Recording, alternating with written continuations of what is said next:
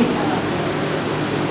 तब पतरस ने पास आकर उससे कहा, हे प्रभु, यदि मेरा भाई अपराध करता रहे तो मैं कितनी बार उसे क्षमा करूं? क्या 7 बार तक? यीशु ने उससे कहा, मैं तुझसे यह नहीं कह सकता कि 7 बार तक, वरन 7 बार का 70 गुना। हालेलुया। इस वचन से मुझे बहुत आशीष मिली। यहाँ पर पतरस आकर प्रभु यीशु मसीह के पास आकर कहते हैं कि पिता, यदि मेरा भाई अपराध करता रहे तो मैं उसको क्या 7 बार तक क्षमा करूं या 7 बार तक माफ़ करूं? तो यीशु मसीह ने कहा 7 बार तक नहीं, वरन मैं तुझसे कहता हूं 7 का 70 गुना। हालेलुया। इस वचन में हम और आपको यही प्रभु यीशु मसीह बताते हैं कि यदि हमारा कोई है जो हमें परेशान करता है या दुख देता है या परेशानी में मतलब कोई ऐसा शख्स है, तो उसे हमें 7 बार नहीं, उसे हरदम माफ़ करना है। 7 का 70 गुना मतलब कि हमें जब तक यहाँ पर है हमें माफ़ ही करना है। हालेलुया। और यहाँ पर इसी का 35 पढ़ेंगे। इस प्रकार यदि तुम में से हर एक अपने भाई को मन से क्षमा ना करेगा तो मेरा पिता जो स्वर्ग में है तुमसे भी वैसा ही करेगा। हालेलुया। यदि हम अपने सताने वाले को माफ़ नहीं करेंगे तो हमारा जो पिता स्वर्ग में है वो भी हमें माफ़ नहीं करेगा। जब वचन पर हम फॉलो करते हैं, जब हम चलते हैं, तो प्रभु यीशु मसीह हमारे जीवन में काम करते हैं, क्योंकि जैसा इंसान होता है वो ही काटता है। यदि हम अपने लोगों के लिए प्रार्थना करते हैं और यदि हम अपने मन के अंदर किसी दूसरे शख्स के लिए बुराई भरें तो वो प्रार्थना नहीं सुनी जाएगी, क्योंकि प्रभु ने पहले कहा है कि 7 का हमें 70 गुना माफ़ करना है, ताकि हमें भी वो स्वर्गीय पिता माफ़ी दे सके। हालेलुया। मैं एक अपनी टेस्टमनी बताऊंगी। मैं अभी मंगलवार की बात है, तो मैंने जब 3 बजे मैंने प्रेयर करी और प्रेयर करके मैं थोड़ा सा लेट गई तो मुझे बहुत बेचैनी हो रही थी और मुझे समझ नहीं आ रहा था। मैंने सोचा शायद गर्मी ज़्यादा पड़ रही है, तापमान ज़्यादा है, इस कारण मुझे मतलब मेरा जी घबरा रहा, और कभी मैं इस साइड करवट ले रही, कभी इस साइड, अब पता नहीं कैसा जी सा घबरा रहा था मेरा।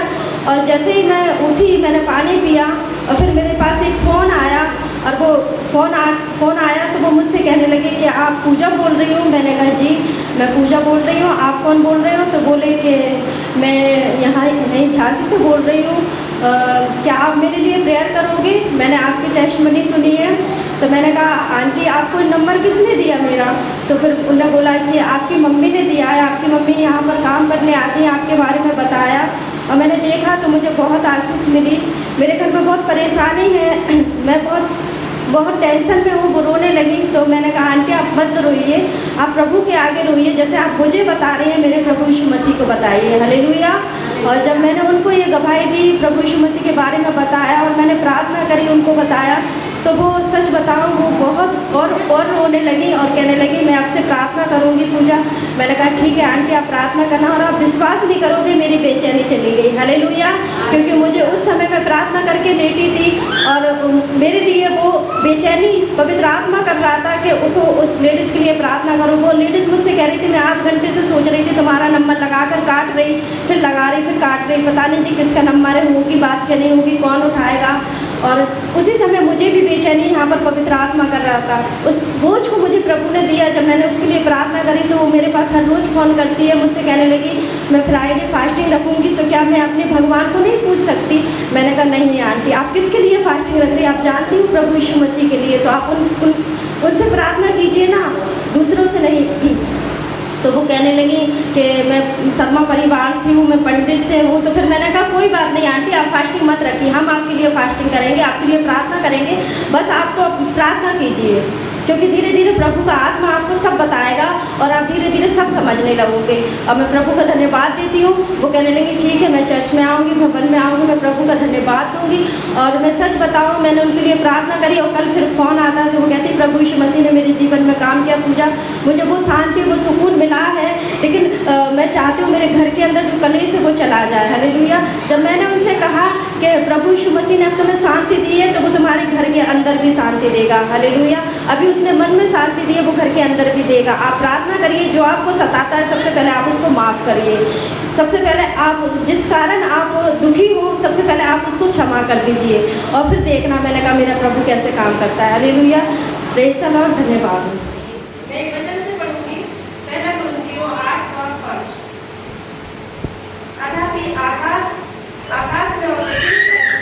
बहुत से ईश्वर कहलाते हैं, जैसे कि बहुत से ईश्वर और बहुत से प्रभु हैं, तो अभी हमारे लिए तो एक ही परमेश्वर है, अर्थात जिसकी ओर से सब वस्तुएं हैं और हम उसी के लिए हैं, और एक ही प्रभु है, अर्थात यीशु मसीह, जिसके द्वारा सब वस्तुएं हुई और हम भी उसी के द्वारा। हालेलुया। इस वचन से मुझे बहुत आशीष मिली। इस वचन में लिखा है कि आकाश और पृथ्वी पर बहुत से ईश्वर कहलाते हैं। आप खुदा के लोगों, यहाँ दुनिया में बहुत से ईश्वर कहलाते हैं, बहुत से प्रभु भी कहलाते हैं, सब अलग अलग नामों से लोग बोलते हैं, पुकारते हैं, लेकिन हमारे लिए तो केवल सिर्फ और सिर्फ प्रभु यीशु मसीह है। क्यों है? क्योंकि वो एक सिद्ध परमेश्वर है, वो एक उद्धार करता है, क्योंकि उसने हमारे लिए अपनी जान को दी है। हालेलुया। उसने मतलब मानव रूप लेकर हमारे लिए उसने वो ताड़ना, वो दुख सहे हैं जो हर कोई भी नहीं सहे। हर कोई तो मारने आया, लेकिन हमारा प्रभु हमें बचाने आया। हर कोई पापियों को नाश करने आया, लेकिन हमारा प्रभु हम पापियों के लिए आया। हालेलुया। और परमेश्वर ने अपने इकलौते पुत्र को इसलिए दे दिया ताकि जो कोई नाश ना हो परंतु अनंत जीवन पाए। हम और आप आज अनंत जीवन पा चुके हैं, क्योंकि हमारे परमेश्वर मांगे, मैंने उनसे मांगा, मुझे वो देते हैं, स्पर्श करते हैं, मुझे सिखाते हैं, और जब से मैं पवित्र आत्मा से प्रार्थना करने लगी हूँ वो मुझे शब्द देते हैं, सिखाते हैं। हालेलुया। हालेलुया। मैं जब बीमार थी 1 हफ्ते से, मुझे नहीं पता, मेरे परिवार में शादी थी, तो वो थकान के कारण मुझे आने जाने में शायद लू लपट लग गई थी, लेकिन मैंने प्रभु यीशु मसीह को नहीं छोड़ा। मैं डॉक्टर के पास भी गई, लेकिन पहले डॉक्टर मेरे प्रभु यीशु मसीह थे, क्योंकि मुझे पता है कि ये डॉक्टर तो ठीक है, लेकिन मेरे लिए तो सबसे बड़ा डॉक्टर मेरा प्रभु यीशु मसीह है। मैं उनसे प्रार्थना करती रही, घुटनों पे टेक कर। मैंने कहा, प्रभु यीशु मसीह, मुझे पता है केवल सिर्फ और सिर्फ आप ही मुझे चंगा कर सकते हैं। ये दवाई तो व्यर्थ है, मैंने ले ली, लेकिन मैं केवल सिर्फ और सिर्फ आपके लहू से चंगा होना चाहती हूँ, क्योंकि आपने मेरे लिए कोड़े खाए हैं। जब प्रभु यीशु मसीह के आगे मैंने घुटने टेके, परमेश्वर ने मुझे, प्रभु यीशु मसीह ने मुझे स्पर्श किया, ठीक किया, और आज मैं खड़ी हूँ। हालेलुया। हालेलुया। मैं अपने और गवाही दूंगी। मेरे बच्चे हैं, बहुत परेशान करते हैं, लेकिन मैंने जब उनके लिए प्रार्थना करी कि प्रभु यीशु मसीह इन्हें अपने में बनाए रखना, अपने में सिखाना, लेकिन परमेश्वर ने मेरी प्रार्थनाओं को सुना। हालेलुया। मेरी स्तुति बहुत अच्छी प्रार्थना करती है, सैमुएल भी हालेलुया करके जैसा उसको आता है वैसा करता है, प्राची भी, मतलब एक हमारे घर के अंदर एक बड़ी संगति होने लगी है, क्योंकि अभी तक मैं अकेली प्रार्थना करती थी घर के अंदर, लेकिन आज मेरे लिए मेरे 3 बच्चे खड़े हो गए हैं। हालेलुया। ये सब प्रभु यीशु मसीह की योजना है, क्योंकि हम नहीं जानते कि वो हमारे लिए क्या करेगा, लेकिन वो बहुत अच्छा करेगा, क्योंकि उसने हमें उस सड़ाहट से निकाल लिया है, और वो अब हमें कभी नहीं छोड़ेगा। उस सड़ाहट में वो हमें जाने ही नहीं देगा, भले ही हम कुछ भी सोचें, लेकिन प्रभु यीशु मसीह हमारे बारे में बहुत अच्छा सोचता है। Praise the Lord. परमेश्वर का धन्यवाद हो कि प्रभु ने जिंदों की जमीन पे जिंदा रखा और मौका दिया कि परमेश्वर के नाम की महिमा और स्तुति करें। मतलब मेरे पास गवाही है, और परमेश्वर के वचन से मैं बोलना चाह रही थी, लेकिन टाइम नहीं है, लेकिन मैं प्रभु का धन्यवाद देती हूँ। मैं वो गवाही को दूंगी। अभी मैं अपनी मामी के यहाँ पे वहाँ पर गई थी, जैसे अभी सुमन दीदी ने मतलब गवाही दी कि सच में संसार में बहुत से ऐसे लोग हैं जो वचन की भूखे हैं, और हम लोग जब मतलब उनको देखते हैं, और हमें शांत नहीं रहना, क्योंकि परमेश्वर ने हमें वो रोटी दी है जो रोटी हम सबको बांट सकते हैं, लेकिन कई बार हम लोग करते हैं, हम लोग शांत रहते हैं। लेकिन परमेश्वर ने जो हमें मतलब वचन दिया है, जो परमेश्वर ने हमें मतलब अनुग्रह दिया, हमें उस चीज़ को लोगों को भी जब हम लोगों को बताएंगे तभी तो वो जानेंगे कि प्रभु कौन है। क्योंकि वो अंधविश्वास में, जैसे पहले हम भी अंधविश्वास में थे, लेकिन हमें किसी ने वो रास्ता दिखाया है, तभी तो हम उस रास्ते पे चल रहे। और जब हम वहाँ पर गए तो मेरी मतलब कहना चाहिए, मतलब उनसे मेरा बहुत मतलब 2-3 रिश्ते हैं, मतलब उनसे क्या बोले, लेकिन हम उनसे दीदी बोलते हैं। तो मैं वहाँ पर बैठी थी, तो वो अपनी कहानी बताने लगी कि सुमन मैं परेशान हूँ, ऐसा मतलब बहुत सी बातें। तो हमने उनसे कहा कि दीदी और आप मतलब हमारी चर्च पे आइए, और जहाँ पर हम लोग जाते हैं तो कह रहे हाँ हमने सुना है कि आप मतलब उनको मानती हो, आप पूजा पाठ नहीं करती हो, मतलब वो बहुत सी बातें कहने लगी। तो हमने कहा हाँ ये सच है कि हम पूजा पाठ नहीं करते, क्योंकि हम पहले अंधविश्वास में थे, पहले उन चीज़ों में थे जो हमारे मतलब पुरखों ने, हमारे माँ बाप ने हमें सिखाया।